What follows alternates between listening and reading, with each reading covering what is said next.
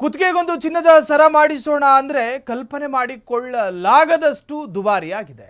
ಚಿನ್ನದ ಬೆಲೆ ಭಾರಿ ಏರಿಕೆ, ಮುನಿದ ಚಿನ್ನಕ್ಕಾಗಿ ಪ್ರಾರ್ಥನೆ. ಚಿನ್ನದ ಬೆಲೆ ಇಳಿಯಲಿ ಎಂದು ಜಾತ್ರೆಯಲ್ಲಿ ಪ್ರಾರ್ಥನೆ ಮಾಡೋ ಹಂತಕ್ಕೆ ಬಂದಿದೆ. ಚಿನ್ನಳ್ಳಿ ದುರ್ಗಮ್ಮ ಜಾತ್ರೆಯಲ್ಲಿ ವಿಶೇಷ ಪ್ರಾರ್ಥನೆಯೊಂದು ನಡೆದಿದೆಯಂತೆ. ಚಿನ್ನದ ಬೆಲೆ ಕೇಳಿದ್ರೆ ಹಾರ್ಟ್ ವೀಕ್ ಇದ್ದವ್ರು ಅಲ್ಲೇ ಢಮಾರು. ಏನ್ರಿ ಲಕ್ಷ ಲಕ್ಷ ಏರೋದ? ಒಂದು 2,000 2,500 ಏರಿದ್ರೆ ಪರವಾಗಿರ್ತಿರ್ಲಿಲ್ಲ. 10 ಗ್ರಾಮಿಗೆ 1,500,000 ಲಕ್ಷ ಹತ್ತತ್ರ. ಇನ್ನೇನು ಮಾರ್ಚ್ ಕಳೆದು ಏಪ್ರಿಲ್ ಬರೋ ಅಷ್ಟರಲ್ಲಿ 2 ಲಕ್ಷ ಆಗುತ್ತೆ.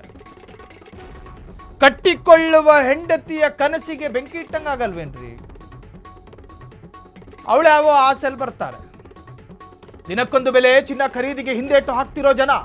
ಚಿನ್ನದ ಬೆಲೆ ಭಾರಿ ಏರಿಕೆ, ಮುನಿದ ಚಿನ್ನಕ್ಕಾಗಿ ಪ್ರಾರ್ಥನೆಗಳಾಗ್ತಾ ಇದೆ.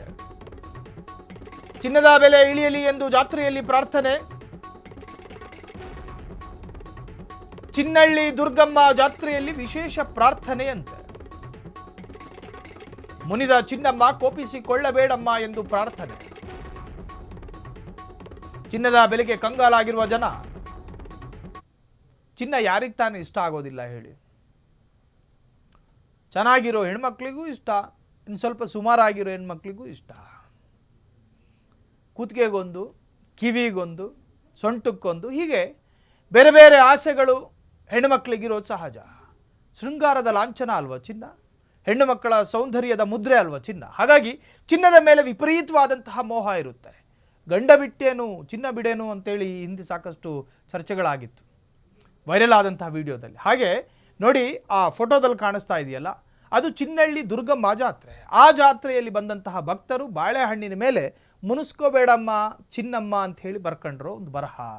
ಅದರರ್ಥ, ಚಿನ್ನ ನೀನು ಕೋಪನ ತಣಿಸ್ಕೋ, ನೀನು ಸ್ವಲ್ಪ ಹಗ್ಗ ಆಗು.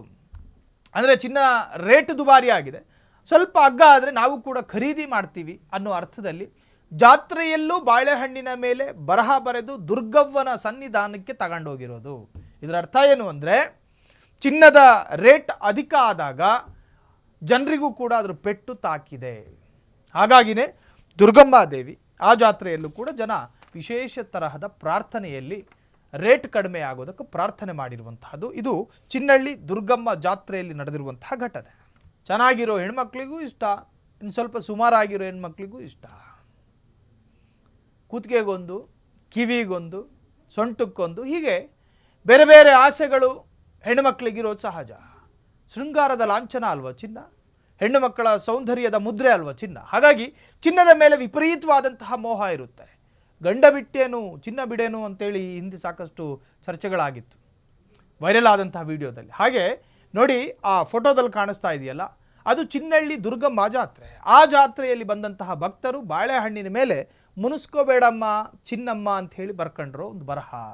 ಅದರರ್ಥ, ಚಿನ್ನ ನೀನು ಕೋಪನ ತಣಿಸ್ಕೋ, ನೀನು ಸ್ವಲ್ಪ ಹಗ್ಗ ಆಗು.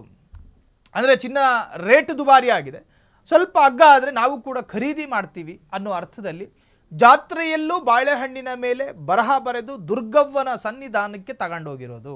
ಇದರ ಅರ್ಥ ಏನು ಅಂದರೆ, ಚಿನ್ನದ ರೇಟ್ ಅಧಿಕ ಆದಾಗ ಜನರಿಗೂ ಕೂಡ ಅದ್ರ ಪೆಟ್ಟು ತಾಕಿದೆ.